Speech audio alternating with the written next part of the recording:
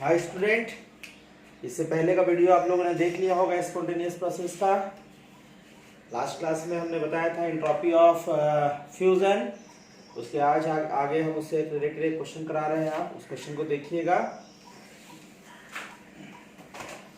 Package का question है। Question क्या है देखिए, गिवन लिखते हैं हम लोग। कहा गया है कि 1 मोल आइस। क्वेश्चन क्या है जरा ध्यान रखिएगा।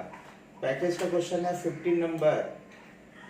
पैकेज इनके पास होगा तो उसमें एक्सरसाइज 3 का 15 एक्सरसाइज 15 का क्वेश्चन है। उसमें गिवन क्या है कि आइस का 1 मोल लिया गया, ठीक, और उसको कन्वर्ट किया गया वाटर में। आइस को कन्वर्ट किया गया वाटर में। टेम्परेचर दे दिया है 273 केल्विन पे कन्वर्ट कर दिया गया। और इसका एंट्रोपी दिया हुआ है भाई, इसका एंट्रोपी दिया हुआ है, entropy of ice water solid का एंट्रोपी दिया हुआ है। कितना दिया हुआ है 38.2। और वाटर का एंट्रोपी वाटर लिक्विड का दिया हुआ है क्वेश्चन में आपका 60.01 जूल पर मोल पर केल्विन। जूल पर मोल पर केल्विन दिया हुआ है। आपसे पूछ रहा है कि enthalpy of change for the enthalpy change, मतलब इस पूरे प्रोसेस का डेल्टा एच क्या होगा। मतलब डेल्टा एच क्या होगा, मतलब इसका डेल्टा एच आपसे पूछ रहा है कि डेल्टा एच क्या होगा। तो डेल्टा एच क्या होगा जी, delta H enthalpy of fusion. पूछ रहा है आपसे कि क्या होगा। तो हम लोग जानते हैं कि एंट्रोपी वाला में याद करिए, entropy of melting equal to enthalpy of fusion by temperature freezing point, ऐसे होता है। तो आपको ये वैल्यू पूछ रहा है, टेम्परेचर 273 केल्विन दिया है, तो ये चाहिए, तो निकालेंगे तो आंसर आ जाएगा। तो एंट्रोपी ऑफ फ्यूजन कैसे आएगा, तो हम लोग कल सिखाए थे कि एंट्रोपी किसी का प्रोडक्ट माइनस रिएक्टेंट। तो entropy H2O liquid minus entropy H2O solid. ये वैल्यू दिया है लिक्विड का 60.01 माइनस 38.20। माइनस करिए तो वैल्यू इसको माइनस करिए। तो माइनस करने के बाद यहाँ पे डेटा रख दीजिए। तो एंथैल्पी ऑफ फ्यूजन का value entropy melting into temperature freezing point. आप इसको रख के देखिए, डेटा माइनस करके देखिए आंसर कितना आता है। सॉल्व करिए। विशाल, तुम लोग सब लोग वीडियो देख लिया। विशाल हो गया और दीपक हो गया, फिर बसंत हो गया, शुभम हो गया, शिवम हो गया, फिर तंजील भाई कहाँ हैं आप? सब लोग कॉपी करिए, क्वेश्चन बना के भेजिए। रिप्लाई नहीं आ रहा है। सुबोध, पहला दिन सुबोध दिया है, सुबोध भेजता नहीं है, केवल घर पे बोलेगा नेटवर्क नहीं है। प्रयास करो, एग्जाम का डेट आ गया है सब लोग का। क्वेश्चन सॉल्व करिए और देखिए आंसर क्या है। सॉल्व करके देखिए, आंसर ले आइएगा। अगला क्वेश्चन हम लोग बात करें, अगला टॉपिक हम लोग बात करें। इसमें सॉल्व करके ले आना है भाई, माइनस करके सॉल्व करके ले आइएगा, कितना होगा। चलिए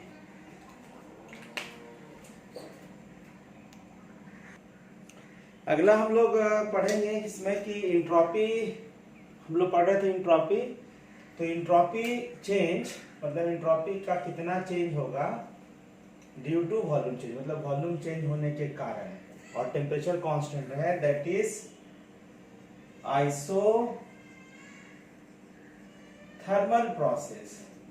मतलब एंट्रोपी चेंज आइसोथर्मल प्रोसेस के कारण क्या होगा। तो हमारा कोई भी फॉर्मूला होगा तो ds इक्वल टू हमारे पास dq/t, यही फॉर्मूला है। इसी फॉर्मूला की मदद से हम लोग कोई भी फॉर्मूला निकाल सकते हैं। एंट्रोपी चेंज किसके कारण क्या होगा। तो आइसोथर्मल प्रोसेस में हम सब जानते हैं भाई, हम लोग को एक फॉर्मूला पता था कि del E equal to dq plus w है। देखिएगा आइसोथर्मल प्रोसेस में क्या है, d इक्वल टू होता है ना NCV dt, पढ़े हैं। और आइसोथर्मल प्रोसेस में ई वैल्यू 0 होगा, तो भाई डेल ई वैल्यू भी 0 होगा। कब होगा भाई, इफ dt 0 होगा तो ई 0 हो जाएगा, और जहां ई 0 होगा तो आप बताइए क्या होगा भाई। तो dq इक्वल टू हो जाएगा आपका, यहाँ से देख लीजिए, यहाँ पे 0 प्लस w। अब आगे यहाँ पे देख लीजिए आगे क्या है, तो dq इक्वल टू हो गया माइनस w, और वर्कडन में हम आपको शायद पहले बताए थे minus P del V, work done में minus P del V discuss किए थे एक बार। तो आपका वर्कडन में आ गया पी डेल वी, यानी जहां dq वहां पी डेल वी रख दीजिए। तो देखिए formula dq equal to d ऐसे है आपका, ds इक्वल टू dq, और इसको पी डेल वी रखिए बाई टी।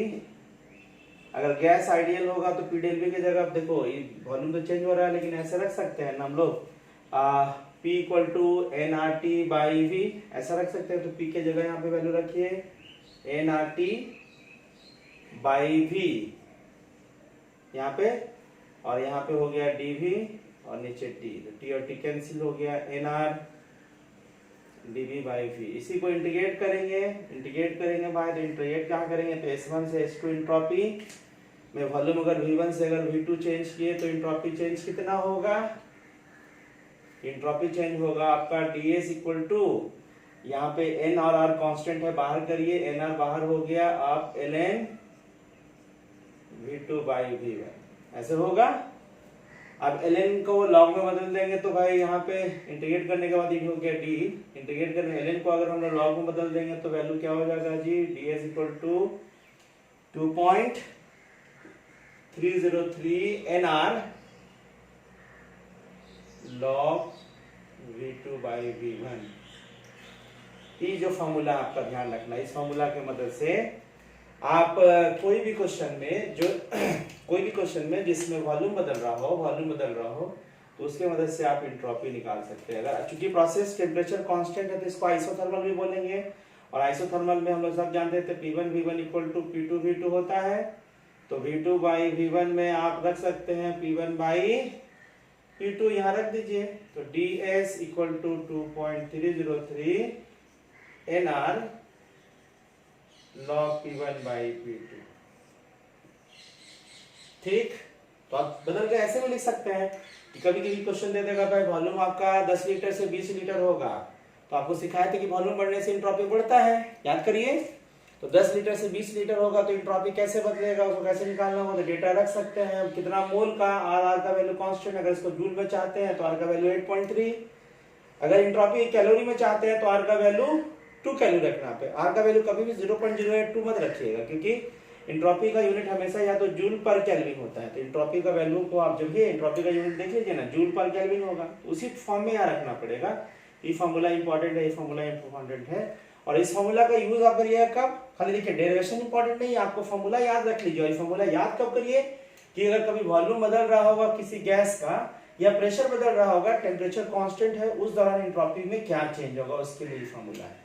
कॉपी करिए। अब आगे हम लोग दिखाएंगे कि टेम्परेचर चेंज होने से एंट्रोपी कैसे चेंज होगा, उसको आप लोग लिखिएगा। आगे हम लोग बात करेंगे entropy change due to temperature change, मतलब टेम्परेचर चेंज होगा तो उसका एंट्रोपी चेंज क्या होगा।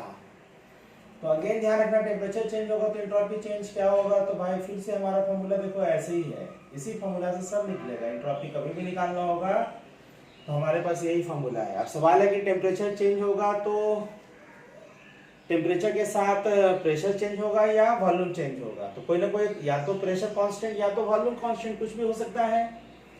तो उसमें अगर हम बोल रहे हैं वॉल्यूम कांस्टेंट, मतलब आइसोपोरिक प्रोसेस, ठीक। तो आइसोपोरिक प्रोसेस में याद करिए वर्क डन क्या होगा आपका 0। जैसे मान लिया पी डेल वी, आइसोपोरिक में वॉल्यूम चेंज नहीं होगा तो वर्क डन 0 हो गया। तो dq इक्वल टू होता है d इक्वल टू dq और प्लस वर्क डन होगा ना, तो वर्क डन का वैल्यू कितना 0।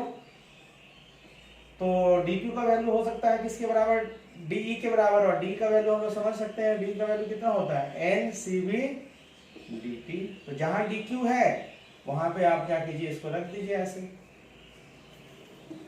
तो आगे कैसे लिखेंगे भाई, ds इक्वल टू dq की जगह n cv dt by T. इसी को इंटीग्रेट करेंगे हम लोग, एंट्रोपी 1 से लेके एंट्रोपी 2, मतलब एंट्रोपी 1 क्या है, T1 टेम्परेचर वाला एंट्रोपी, और ये T2 टेम्परेचर वाला एंट्रोपी है। T1 टेम्परेचर से T2 टेम्परेचर, इसको चेंज करिए तो वैल्यू कितना होगा, ds में n cv dt by T में ऐसे इंटीग्रेट करेंगे T1 टेम्परेचर से T2 टेम्परेचर, ठीक है। और इसका इंटीग्रेशन आप लिखिएगा तो भाई n cv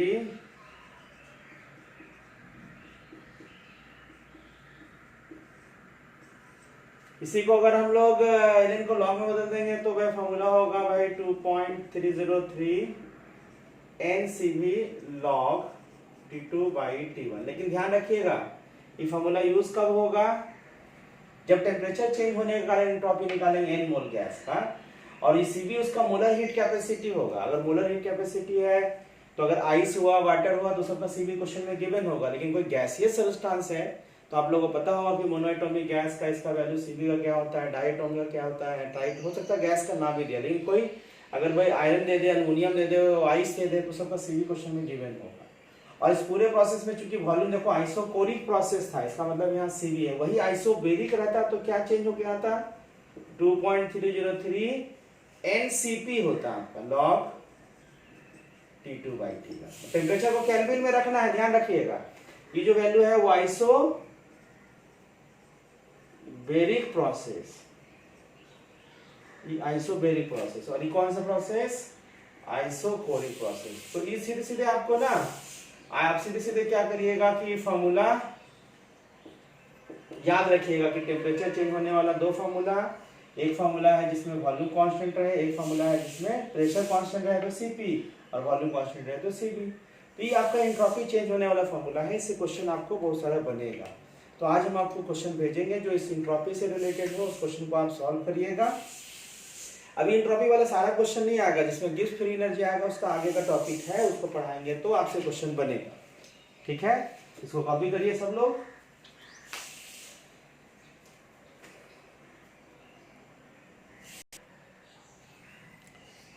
एक और पॉइंट है, आप देखिए कि भाई वेरी वेरी इंपॉर्टेंट पॉइंट है, परफेक्टली क्रिस्टलाइन सॉलिड का एंट्रोपी 0 केल्विन पे 0 होता है। इंपॉर्टेंट इसलिए है कि एंट्रोपी स्टेट फंक्शन है, कभी भी इसका हम एब्सोल्यूट वैल्यू एस वैल्यू नहीं निकाल सकते हैं।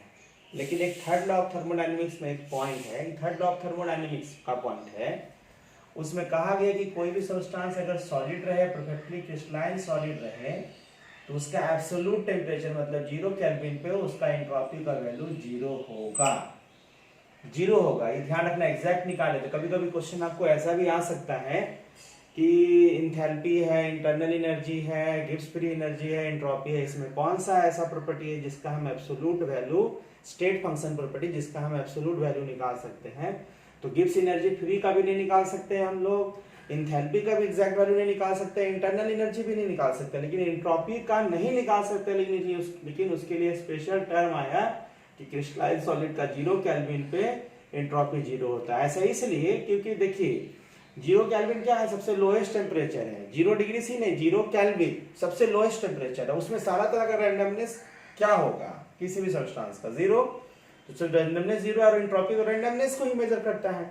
इसलिए परफेक्टली क्रिस्टलाइन सॉलिड का एंट्रोपी 0 होता है, इसका हम एब्सोल्यूट वैल्यू निकाल सकते हैं। इसको ध्यान रखिएगा, काम पड़ सकता है, क्वेश्चन वेरी इंपॉर्टेंट। अब थोड़ा अगला टॉपिक हम बात करें।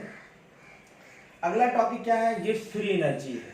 गिब्स फ्री एनर्जी का नोटेशन होता है भाई जी, लेकिन हम डेल्टा इसलिए निकाले क्योंकि ईबी क्या है आपका भाई, ईबी क्या है, एक्सटेंसिव प्रॉपर्टी है, मतलब अमाउंट पे डिपेंड करेगा। ईबी स्टेट फंक्शन है, तो जो स्टेट फंक्शन का मतलब कि कोई रिएक्शन एक स्टेप में हो या नंबर ऑफ स्टेप्स में हो, उसका भाई हम हमेशा इनिशियल और फाइनल स्टेट सेम रहा तो उसका चेंज वैल्यू सेम होगा, मतलब इसलिए। और जो स्टेट फंक्शन प्रॉपर्टी रहता है उसका हमेशा चेंज निकालते हैं। इस गिब्स फ्री एनर्जी को डिफाइन थोड़ा पहले पढ़ाया हुआ है आपको, इसलिए भाई ध्यान रखिएगा, पहले पढ़ाया हुआ है केमिकल इक्विलिब्रियम में गिब्स फ्री एनर्जी के बारे में बहुत सारे इंफॉर्मेशन दिए थे। तो Gibbs free energy defined as क्या है, इसको डिफाइन किया गया, दिस इज ऐसे डिफाइन किया गया, ध्यान रखना। और आपको ये भी लिख लीजिएगा, इंपॉर्टेंट पॉइंट है कि गिब्स फ्री एनर्जी मतलब G is a resultant value of enthalpy and entropy which decide the spontaneity of the process। फिर से, Gibbs free energy is a resultant value of enthalpy and entropy which decide spontaneity of the process। Gibbs free energy, ध्यान रखिएगा। तो resultant इसको ऐसे define किया, चूंकि अभी कौन सा प्रॉपर्टी है, स्टेट फंक्शन, इसलिए हमेशा इसका क्या निकालेंगे, चेंज वैल्यू। तो चेंज वैल्यू के लिए आप देखिए delta G equal to delta H T delta S ऐसे लिखेंगे चेंज वैल्यू। और इंपॉर्टेंट रिजल्टेंट कैसे, स्पॉन्टेनिटी को कैसे डिसाइड होता है, तो इसमें देखिएगा हम आपको समझाए थे पीछे, ध्यान रखिएगा अभी गिब्स फ्री एनर्जी में कि कोई ऐसा रिएक्शन था जिसका कि डेल्टा एच वैल्यू अगर नेगेटिव हो रहा था तो ये रिएक्शन को फेवर कर रहा था, मतलब चाह रहा था कि ए से बी में चेंज हो। अगर ऐसे ही कोई रिएक्शन है इसका डेल्टा एच वैल्यू भी पॉजिटिव है तो ये भी क्या था, रिएक्शन को फेवर कर रहा था। और जब दोनों फेवर करा तो 100% क्या होगा भाई, स्पॉन्टेनियस होगा, ऐसा पहले पढ़ा है। तो इसी में एक पॉइंट है कि अगर किसी भी रिएक्शन का डेल्टा जी अगर नेगेटिव हुआ, ये हम थोड़ा केमिकल इक्विलिब्रियम में डिस्कस किए हैं आप लोगों को, डेल्टा जी अगर किसी रिएक्शन या किसी प्रोसेस का नेगेटिव होगा तब पहला पॉइंट है देन रिएक्शन आर या प्रोसेस क्या होगा, स्पॉन्टेनियस होगा। पहले डिस्कस किए आप लोग को। दूसरा, अगर हम लोग बात करेंगे डेल्टा जी किसी रिएक्शन का पॉजिटिव होगा तो क्या होगा जी, तब क्या बोलेंगे, देन रिएक्शन नॉन स्पॉन्टेनियस, ठीक है ना। अगर डेल्टा जी जीरो होगा, इसके बारे में हम लोग डिस्कस किए हैं, डेल्टा जी अगर भाई जीरो हुआ देन रिएक्शन क्या होगा एट इक्विलिब्रियम, इसको पहले डिस्कस कर चुके हैं हम लोग। हम ये भी प्रूफ नहीं कर रहे कि डेल्टा जी नेगेटिव होगा तो स्पॉन्टेनियस कैसे होगा, आप चाहिए तो यहाँ भी प्रूफ तो देख सकते हैं आप। ई वैल्यू अगर आप नेगेटिव है, डेल्टा एच नेगेटिव है और ई पॉजिटिव है, पॉजिटिव और आगे इनटू नेगेटिव और ई भी नेगेटिव, दोनों मिला के एज अ होल नेगेटिव, और दोनों जब फेवर्ड है तो रिएक्शन 100% तो इधर ही शिफ्ट होगा, मतलब स्पॉन्टेनियस होगा। बट उतना दिमाग नहीं लगाना, आपको लगाना कि कोई भी ऐसा रिएक्शन जिसका डेल्टा जी नेगेटिव है मतलब वह स्पॉन्टेनियस होगा, मतलब वह reaction given set of condition में अपने आप होगा। आपको ध्यान रखना, डेल्टा जी अगर पॉजिटिव होगा मतलब वह reaction given set of condition में नॉन स्पॉन्टेनियस होगा, मतलब नहीं होगा रिएक्शन, इसको याद रख लेना है वैल्यू को। और आगे अगला पॉइंट हम लोग बात करते हैं, जैसे अभी डिस्कस कर रहे थे, कॉपी कर लिए हैं सब लोग, देखिए। अब जैसे वहां फिर से एग्जांपल लिखते हैं भाई कि कोई रिएक्शन ए से बी है, ठीक, और डेल्टा एच नेगेटिव है इसका, मतलब रिएक्शन को सपोर्ट कर रहा होगा, डेल्टा एच पॉजिटिव है मतलब ये भी रिएक्शन को सपोर्ट कर रहा होगा। तो आप कैसे समझेंगे भाई, तो डेल्टा जी इक्वल टू, ऐसा क्वेश्चन आते रहता है, बहुत बेसिक है ये, बताइए। तो ई भाई नेगेटिव है और ये देखिए पॉजिटिव आगे नेगेटिव, मतलब ओवरऑल क्या होगा, नेगेटिव होगा। और आपको हम बता चुके हैं कि जब ये वैल्यू नेगेटिव होगा तो आपका देखिए रिएक्शन स्पॉन्टेनियस होगा, मतलब डेल्टा जी की मदद से भी देख सकते हैं आप यहाँ पे। दूसरा आप यहाँ ध्यान रखिए, कोई रिएक्शन सी से डी है और डेल्टा एच वैल्यू मान लेते हैं कि पॉजिटिव है, डेल्टा एच वैल्यू पॉजिटिव है, मतलब रिएक्शन को क्या कर रहा हो, सोचो विशाल, पॉजिटिव है मतलब फेवर्ड कर रहा हो कि अनफेवर्ड कर रहा होगा, ठीक। और डेल्टा एस ऐसे ही रिएक्शन का मान लेते हैं पॉजिटिव है, मतलब एक तो फेवर्ड कर रहा है, तो आपको पहले भी बताया था कि एक तो अनफेवर्ड एक तो फेवर्ड रहेगा, तो उसमें टेम्परेचर डिसाइडिंग फैक्टर होगा। तो कैसे डिसाइडिंग फैक्टर होगा, तो इसको रखिए भाई, delta G equal to delta H T delta S. अब देखिए वैल्यू पॉजिटिव और ये भी पॉजिटिव, आगे मिला के नेगेटिव, तो नेगेटिव कब होगा, नेगेटिव होने के लिए क्या होना चाहिए, नेगेटिव होने के लिए डेल्टा एच, बताइए इसका मैग्नीट्यूड, देखिए ध्यान, ये खुद पॉजिटिव है और ये भी पॉजिटिव है लेकिन आगे नेगेटिव है, तो ओवरऑल नेगेटिव कब होगा, जब वैल्यू बड़ा होगा। बड़ा कैसे होगा भाई, जब टेम्परेचर बड़ा कर देंगे तो वैल्यू फिक्स, किसी रिएक्शन का फिक्स होता है नहीं वाला वैल्यू, जब टेम्परेचर बड़ा करिएगा मतलब वही वैल्यू ज्यादा टेम्परेचर पे बड़ा हो जाएगा तो नेगेटिव मतलब डेल्टा जी का वैल्यू नेगेटिव होगा। मतलब आप बोल सकते हैं ऐसा रिएक्शन जिसमें एंथैल्पी अनफेवर्ड एंट्रोपी फेवर्ड हो उसमें हाई टेम्परेचर पे रिएक्शन स्पॉन्टेनियस होगा। माने हाई टेम्परेचर का मतलब एक कोई टेम्परेचर होगा उससे ज्यादा टेम्परेचर पे रिएक्शन स्पॉन्टेनियस होगा। तो कभी कभी वह टेम्परेचर भी पूछता है आपसे कि वह टेम्परेचर निकालिए कौन सा टेम्परेचर होगा। देखिए तो भाई टेम्परेचर है तो भाई इसको हम लोग टेम्परेचर निकालना होगा ना। ई वैल्यू अगर बड़ा होगा तो क्या बोलते हैं देन, अगर ये बड़ा होगा देन डेल्टा जी नेगेटिव होगा और नेगेटिव कम होगा that is reaction spontaneous at high temperature. लेकिन अब सवाल उठता है कि वो हाई टेम्परेचर कौन सा टेम्परेचर से हाई, उसको भी हम लोग कैलकुलेट करेंगे। तो निकाल भी लेते हैं कौन सा वो हाई टेम्परेचर है। चलिए तो भाई हाई टेम्परेचर का मतलब क्या होगा कि भाई देखिए टेम्परेचर ई वैल्यू क्या है, ई वैल्यू बड़ा होना चाहिए लेकिन कभी ना कभी बराबर होगा। जिस वक्त ई और ई बराबर होगा मतलब इक्विलिब्रियम आ गया। तो अब इक्विलिब्रियम का मतलब जीरो हो गया। अब जीरो के बाद इसको नेगेटिव करना है का मतलब है कि इक्विलिब्रियम का जितना टेम्परेचर होगा उससे थोड़ा सा बड़ा होना होगा। तो इक्विलिब्रियम का टेम्परेचर निकालने के लिए क्या करना होता है ना कि delta H equal to T delta S ऐसे लिखा है। तो हम लोग इक्विलिब्रियम टेम्परेचर निकाल लिए यहाँ पे zero, this is equilibrium temperature. Equilibrium temperature तो delta H by delta S this is equilibrium temperature. Equilibrium पे भाई जीरो होता है लेकिन उस टेम्परेचर से यहाँ क्या होना चाहिए, बड़ा होना चाहिए। ये जो वैल्यू आएगा वो इक्विलिब्रियम टेम्परेचर है। तो स्पॉन्टेनियस होने के लिए इससे टेम्परेचर ये हो जाएगा आपका एट इक्विलिब्रियम टेम्परेचर। इससे क्या होना चाहिए, सपोज करिए कोई वैल्यू डिवाइड किया और आंसर आ गया भाई 298 केल्विन। 298 केल्विन तक रिएक्शन इक्विलिब्रियम होगा। 298 केल्विन से थोड़ा सा भी ज्यादा टेम्परेचर होगा तो रिएक्शन स्पॉन्टेनियस हो जाएगा। For spontaneous process. लेकिन ध्यान रखना बड़ा वाला जो वैल्यू है वो हमेशा नहीं है। बड़ा वाला वैल्यू इससे इस वैल्यू से बड़ा होना चाहिए इस कंडीशन के लिए। ठीक, कॉपी करिए। अब देखिए कॉपी करिए आप लोग, रोक के कॉपी कर लीजिएगा वीडियो। अब आगे हम लोग बात कर रहे हैं, देख लीजिए। अब तीसरा रिएक्शन में बात करें हम लोग। कोई रिएक्शन मान लेते हैं एक्स से वाई, ठीक। अब इसका डेल्टा एच वैल्यू नेगेटिव है मतलब पॉजिटिव है नहीं, नेगेटिव है लिखते हैं। मतलब ई फेवर्ड कर रहा हो और डेल्टा एस वैल्यू नेगेटिव है मतलब ई अनफेवर्ड कर रहा हो। ठीक, यहाँ देखिए इसका उल्टा है। यहाँ पे एंथैल्पी अनफेवर्ड था, यहाँ एंथैल्पी फेवर्ड में है। तो इसमें फिर से क्या करेंगे भाई, आपको भाई नेगेटिव होने के लिए क्या कंडीशन, देखिए यहाँ लिखा है, यहाँ से समझिए। ये आपका नेगेटिव है और ये वाला वैल्यू नेगेटिव मिला के पॉजिटिव। तो ये ओवरऑल नेगेटिव कब होगा, जब ये वैल्यू बड़ा होगा। तो आप बोल सकते हैं that is delta G negative होगा इफ डेल्टा एच का वैल्यू बड़ा होगा टी डेल्टा एस। और डेल्टा एच का वैल्यू बड़ा कब होगा, जब टेम्परेचर कम होगा। तो कौन सा टेम्परेचर से कम टेम्परेचर, तो जो इक्विलिब्रियम टेम्परेचर इसके लिए होगा उससे कम होगा। यानी कि ज्यादा था, यहाँ क्या होगा, that is reaction spontaneous at low temperature.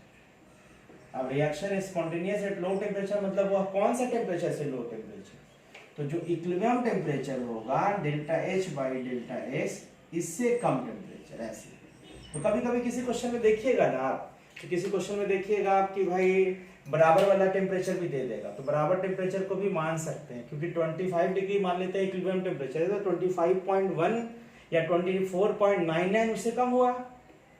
24.99 25 degree अगर इक्विलिब्रियम टेम्परेचर है तो 24.99 तो कम हो गया ना।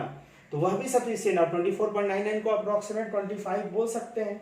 बट ज्यादा एप्रोप्रिएट है कि स्पॉन्टेनियस रिएक्शन होगा लो टेम्परेचर पे, लेकिन किससे लो टेम्परेचर पे, तो जो इक्विलिब्रियम टेम्परेचर होगा उससे कम होना चाहिए। यानी एक ऑप्शन में अगर मैंने एग्जैक्टली सॉल्व करिएगा, पूछा किस टेम्परेचर पे रिएक्शन स्पॉन्टेनियस होगा, एक ऑप्शन में लिख देगा एकदम एग्जैक्टली इक्वल वाला और एक ऑप्शन में लिख देगा नहीं लेस देन वाला। ऐसा कंडीशन के लिए तो आप लेस देन वाला ज्यादा एप्रोप्रिएट है। तो कभी कभी कंफ्यूजन होता है, क्या होता है ध्यान रखिएगा, थोड़ा सा ट्रिक बता रहे हैं। अब बताइए इस फॉर्मूला में गौर करिए, यहां से मैं मिटा दे रहा हूं इसको। इस कंडीशन में बताइए कि कौन फेवर्ड अनफेवर्ड है। तो एंट्रोपी फेवर्ड है और टेम्परेचर किसके साथ है, एंट्रोपी के साथ। वो क्या कंडीशन है, फेवर्ड। तो स्पॉन्टेनियस होने के लिए जो एंट्रोपी फेवर्ड के साथ टेम्परेचर है, मतलब स्पॉन्टेनियस होने के लिए इक्विलिब्रियम टेम्परेचर से ज्यादा होना चाहिए। अब यहाँ देखिए भाई, इसमें एंट्रोपी क्या था, अनफेवर्ड, और टेम्परेचर किसके साथ है, अनफेवर्ड से। तो टेम्परेचर क्या होना चाहिए, कम होना चाहिए, इसलिए लो टेम्परेचर। ऐसे भी याद रख सकते हैं, ठीक है। चलिए इसको कॉपी करिए, फिर आगे हम लोग बात करें। देखिए क्वेश्चन हम करा रहे हैं इसी जो अभी पढ़ाया थ्योरी, उसके बेसिस पे क्या है, ध्यान रखना। Certain reaction is non spontaneous, ध्यान रखिएगा। सर्टेन रिएक्शन नॉन स्पॉन्टेनियस है। कौन सा टेम्परेचर पे नॉन स्पॉन्टेनियस है, 298 केल्विन पे नॉन स्पॉन्टेनियस है। तो लिखते जाना है, गिवन लिखते जाना है। टेम्परेचर गिवन है आपका 298 केल्विन। ये कौन सा टेम्परेचर है, इस टेम्परेचर पे रिएक्शन नॉन स्पॉन्टेनियस होगा। Entropy change during reaction, entropy change दे दिया आपका। एंट्रोपी मतलब डेल्टा एस दे दिया है भाई 121 दे दिया आपका जूल पर केल्विन। एंट्रोपी चेंज दे दिया है, कह रहा है कि इज द रिएक्शन एंडोथर्मिक और एक्सोथर्मिक। आपको पता करना है कि रिएक्शन एक्सोथर्मिक है और एंडोथर्मिक है, ही पता करना है। तो पहले उसको पता कर ले तब आगे पढ़ेंगे। तो हमारे पास ध्यान रखिएगा, रिएक्शन क्या रहा है आपका, नॉन स्पॉन्टेनियस। ध्यान समझिए, नॉन स्पॉन्टेनियस का मतलब डेल्टा जी का कुछ भी वैल्यू होगा उसको क्या करेंगे हम लोग, पॉजिटिव होगा। अब डेल्टा जी का वैल्यू पॉजिटिव होगा तो आप गौर करिएगा, delta H T delta S, गौर करिएगा। अभी वैल्यू बताइए कि क्या है भाई, ई क्या है, खुद ब खुद क्या है, एंट्रोपी पॉजिटिव, ये वैल्यू पॉजिटिव है। और आगे क्या लगा हुआ है, नेगेटिव। तो एज ए होल क्या हो गया, ये नेगेटिव, फिर भी क्या है आपका पॉजिटिव। और ये वैल्यू पूरा का पूरा नेगेटिव है और पॉजिटिव आ रहा है, इसका मतलब 100% ही पॉजिटिव होगा, तभी ना ऐसा हो सकता है पॉजिटिव। क्योंकि एज ए होल क्या है, देखिए पॉजिटिव इंटू नेगेटिव नेगेटिव, और ये वाला वैल्यू क्या है जी, ये वैल्यू पॉजिटिव। तो ये पूरा नेगेटिव है, इसको अगर पूरा मान करके ले लिए पूरा क्या हो जाएगा आपका नेगेटिव, क्योंकि पॉजिटिव है। तो ये वैल्यू पॉजिटिव कैसे आ सकता है, जब ये वैल्यू खुद ब खुद पॉजिटिव हो। इससे पता चला कि डेल्टा एच रिएक्शन का पॉजिटिव होगा, दैट इज रिएक्शन एंडोथर्मिक होगा। एक पार्ट देखिए ध्यान से, कोई कंफ्यूजन है जरा फिर से देखिए, आप सुनिए। अब आपसे दूसरा क्वेश्चन यहां पूछ रहा है कि what is the minimum value of delta H. Reaction का मिनिमम डेल्टा एच क्या हो सकता है, मिनिमम डेल्टा एच इक्विलिब्रियम पे हो सकता है रिएक्शन का। तो डेल्टा एच मिनिमम के लिए आप delta G equal to delta H T delta S, इसको जीरो कर लीजिए। जीरो करने के बाद क्या आएगा, delta H zero equal to delta H T delta S. तो डेल्टा एच का वैल्यू आपका T into delta S, T दिया हुआ है 298 केल्विन और डेल्टा एस का वैल्यू 121 जूल। इसको मल्टीप्लाई करिए तो लगभग मल्टीप्लाई करिए तो कितना है, लगभग 30 किलो जूल आसपास आएगा मिनिमम डेल्टा एच रिएक्शन का। ये दूसरा पार्ट, मतलब आपको यहां तक कंप्लीट हो गया आपका दूसरा पार्ट, ठीक है। अब हम लोग दूसरा पार्ट कंप्लीट हो गया है। ध्यान रखिए कि कैसे एंडोथर्मिक रिएक्शन होगा, मिनिमम डेल्टा एच इतना हो गया। अब अगला क्वेश्चन है, कह रहा है कि इफ, अगला क्वेश्चन इससे में है, इफ एंथैल्पी ऑफ रिएक्शन, अगर सेम ही रिएक्शन का एंथैल्पी इतना हो जाता, the find minimum temperature for spontaneous reaction. Minimum क्या टेम्परेचर होगा स्पॉन्टेनियस रिएक्शन का, अगर एंथैल्पी इतना हो जाए, एंट्रोपी वही रहेगा लेकिन एंथैल्पी इतना हो जाए, तो रिएक्शन को स्पॉन्टेनियस कराने के लिए मिनिमम क्या टेम्परेचर होना चाहिए। कॉपी करिए उसको, फिर हम लिखते हैं। अभी कॉपी करिएगा, देखिए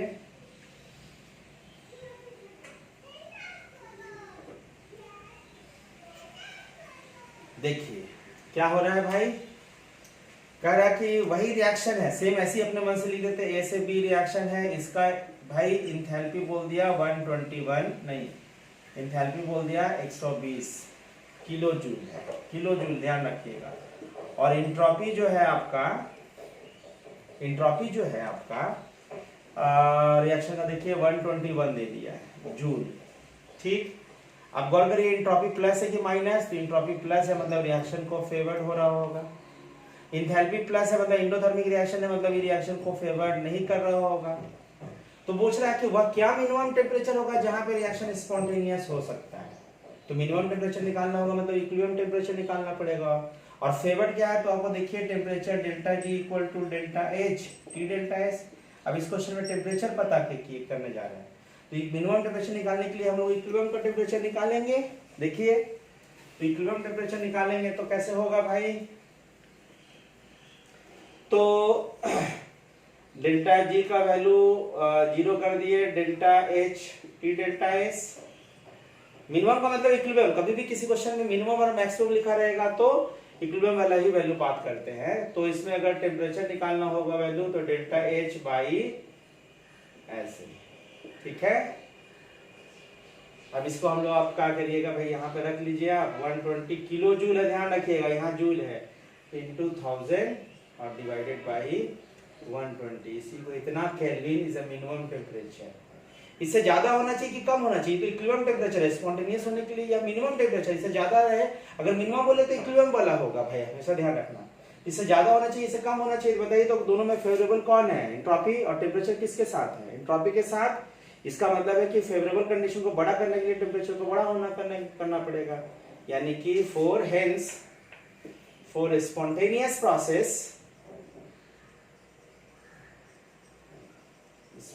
प्रोसेस टेम्परेचर का वैल्यू बड़ा होना चाहिए 120 इंटू 1000 डिवाइड कर लीजिएगा कितना होगा 121 केल्विन, इससे बड़ा होना चाहिए। एक क्वेश्चन है, चलिए आगे हम लोग कुछ बताएंगे, कॉपी करिए सब लोग।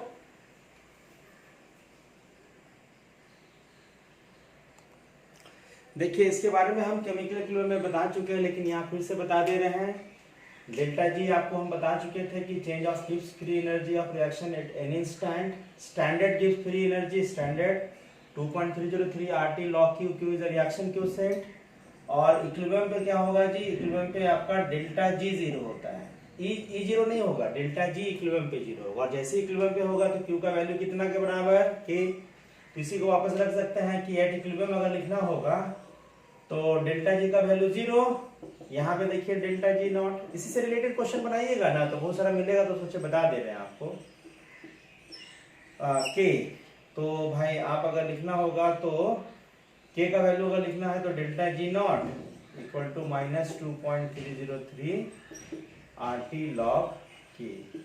तो किसी क्वेश्चन में अगर आपको के निकालना है तो डेल्टा जी नॉट और डेल्टा जी नॉट निकालना है तो के का जरूरत पड़ेगा। इसको केमिकल इक्विलिब्रियम को कॉपी में देखिएगा, पढ़ाए थे, कैसे पढ़ाए थे याद दिला दे थोड़ा सा भाई आपको, कि अगर log के का वैल्यू अगर है तो डिवाइड करेंगे तो minus delta G not by 2.303 RT।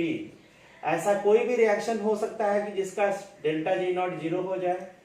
Delta G not 0 होने का मतलब बताए थे आप लोग, लिखाए थे कि वैसा कोई रिएक्शन जिसका डेल्टा जी नॉट 0 मतलब वह रिएक्शन स्टैंडर्ड कंडीशन पे इक्विलिब्रियम पे होगा, और डेल्टा जी 0 का मतलब गिवन कंडीशन पे इक्विलिब्रियम पे होगा। तो यह रिएक्शन का स्पेशल होगा, कोई स्पेसिफिक कोई फिक्स वैल्यू है। आपको पहले ही बता चुके हैं कि delta G not fix value, तो डेल्टा जी नॉट का वैल्यू यहाँ 0 रखिए तो एज ए होल कितना होगा 0। और 0 कैसे हो सकता है, जब यहाँ पे log k का वैल्यू 1 होगा तब ना log 1 का वैल्यू 0, तो वैसे रिएक्शन का इक्विलिब्रियम कांस्टेंट 1 होता है। दूसरा आप लोग को हम पहले भी बताए हैं कि अगर डेल्टा जी नॉट किसी रिएक्शन को सॉल्व करे और सॉल्व करने के बाद अगर ये वैल्यू पॉजिटिव आ जाए, डेल्टा जी नॉट को अगर सॉल्व करने के बाद अगर ये पॉजिटिव आ जाए तो पॉजिटिव इंटू नेगेटिव, नेगेटिव मैंने एज ए होल डिवाइड करिएगा तो नेगेटिव। तो लॉग का वैल्यू सॉल्व करने के बाद अगर नेगेटिव आए, यहाँ पे सॉल्व करने के बाद नेगेटिव कब आता है, जब ये लॉग का वैल्यू 1 से छोटा का वैल्यू ही नेगेटिव आता है, मतलब ऐसे रिएक्शन में k का वैल्यू 1 से छोटा होगा। वही तीसरा रिएक्शन अगर डेल्टा जी नॉट का वैल्यू अगर नेगेटिव हो जाए तो यहाँ नेगेटिव नेगेटिव पॉजिटिव, तो पूरा सॉल्व करिए। तो पूरा सॉल्व करने का मतलब है कि यहाँ कोई वैल्यू 1 से बड़ा होगा तभी सॉल्व करने से पॉजिटिव होगा, मतलब ऐसे रिएक्शन का वैल्यू 1 से बड़ा होगा। या इसमें हम लोग ऐसे भी सॉल्व किए थे कभी क्वेश्चन में, किसी क्वेश्चन में डेल्टा जी नॉट दिया रहेगा, के निकालना होगा, के दिया रहेगा तो डेल्टा जी नॉट निकालना पड़ेगा। तो कभी कभी ऐसा भी हो सकता है कि डेल्टा जी नॉट क्वेश्चन में ना गिवन नहीं हो, उसके लिए कोई डेटा दे दे। ऐसा क्वेश्चन हम लोग आप लोग बताए थे केमिकल इक्विलिब्रियम पे। कॉपी करना है, वीडियो रोक कर कॉपी कर लीजिएगा। तो मान लेते हैं कि कोई रिएक्शन ऐसे ए से आपका 2B और C। अब इस रिएक्शन का डेल्टा जी नॉट अगर नहीं दिया गिवन है तो डेल्टा जी नॉट कैसे निकालेंगे? तो भाई चेंज वैल्यू हमेशा प्रोडक्ट माइनस रिएक्टेंट होता है, तो 2 into standard formation of B, question में बी का दिया रहेगा, plus 1 into standard formation of A minus 1 into standard formation of, नहीं यहाँ पे सी माइनस ए, ऐसे।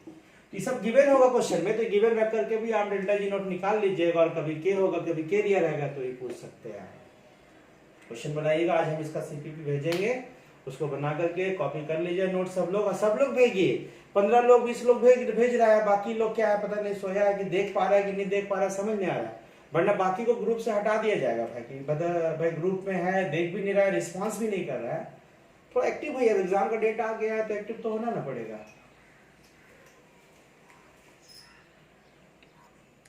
एक और इंपॉर्टेंट इंफॉर्मेशन दे रहे हैं आपको। कभी कभी इंट्रोपी और ईएमएफ और इंट्रोपी का रिलेशन वाला क्वेश्चन, जो इलेक्ट्रोकेमिस्ट्री में हम लोग ईएमएफ ऑफ द सेल पढ़े थे ना, इसको हम डेराइव नहीं कर रहे हैं, सीधे फॉर्मूला लिख रहे हैं, क्वेश्चन सॉल्व करने के लिए काम आएगा। जहाँ पे एन क्या है भाई, आपको पता है एन क्या है, कि जिस रिएक्शन का आप निकालना चाहते हो उस रिएक्शन में एन क्या था, एन क्या था आपका, n is a number of electron loss gain और ट्रांसफर था आपका, याद करिए, लॉस गेन और ट्रांसफर था। एफ फैराडे कांस्टेंट था, याद करिए, और डी बाई डी टी क्या होगा भाई, डी बाई डी टी का मतलब कोई इलेक्ट्रोकेमिकल सेल है, उसका EMF of the cell difference है, देखिए ऐसे T2 माइनस T1 ऐसे, जहां पे E2 क्या होगा, EMF of cell reaction at T2 temperature, even आपका EMF of cell reaction at T1 temperature. इसको ना टेम्परेचर कॉफिशिएंट भी बोलते हैं, टेम्परेचर कॉफिशिएंट भी बोलते हैं। तो इस फॉर्मूला का यूज क्या होता है ना, कभी कभी इलेक्ट्रोकेमिस्ट्री से लिंक करके क्वेश्चन बोल देगा। अगर कभी डेल्टा एस एंट्रोपी पूछेगा आपसे, तो ये सब दिया रहेगा कि भाई ईएमएफ T2 टेम्परेचर पे इतना है, सारा कुछ रख दीजिए, ये कितना कौन रिएक्शन का एंट्रोपी, बिना रिएक्शन का एंट्रोपी कैसे लिखिएगा, तो रिएक्शन का एंट्रोपी है तो उस रिएक्शन का एन भी निकाल सकते हैं। एफ फैराडे कांस्टेंट, एफ जो वैल्यू है आपका 96500 ऐसे कूलम। एन हो गया number of electron loss gain और ट्रांसफर, वही जो आप पढ़े थे इलेक्ट्रोकेमिस्ट्री में। तो एंट्रोपी निकालने के लिए एमएफ का इससे रिलेशन हो सकता है। अब अगर इसका रिलेशन आप अगर यूज करिएगा तो कभी कभी इलेक्ट्रोकेमिस्ट्री में वहां भी जरूरत पड़ सकता है, याद करिए आपका, इसको रख सकते हैं, क्या रख सकते हैं, delta G equal to delta H T delta S. तो आप अगर चाहिए तो इसको, इस डेल्टा एस का वैल्यू, पूरा वैल्यू को उठा करके यहाँ भी रख सकते हैं। तो delta G equal to delta H T, आप इसको रख लीजिए भाई, क्या होगा टी में n F delta E by delta T, ऐसा भी रिलेशन वाला बुक में कभी कभी मिलेगा। अब चाहिएगा तो डेल्टा जी इक्वल टू हम लोग पहले पढ़ चुके हैं इलेक्ट्रोकेमिस्ट्री में माइनस एन एफ ई, याद करिए माइनस एन एफ ई, तो उससे रिलेशन वाला क्वेश्चन आ सकता है। इस क्वेश्चन बनाइएगा तो आगे हम लोग डिस्कशन करेंगे। और भी लोगों का डाउट है, डाउट जो आपका है वो हम डाउट अलग वीडियो में भेजेंगे, स्पेशली डाउट वीडियो कर करके। जो क्वेश्चन हम लोग दिए थे आप लोगों को एंथैल्पी ऑफ न्यूट्रलाइजेशन में, तो कुछ लोग जैसे अंजलि भेजी है, रुचि भेजी है, हरिओम कुछ डाउट भेजा है, और एक दो लड़का लोग भेजा है डाउट, उसको डाउट को हम लोग, अनुपमा भेजी है, तो उस डाउट को हम लोग अगले वीडियो में बात करेंगे। वो स्पेशल डाउट वीडियो होगा, अभी थ्योरी वीडियो इसको कॉपी करेंगे।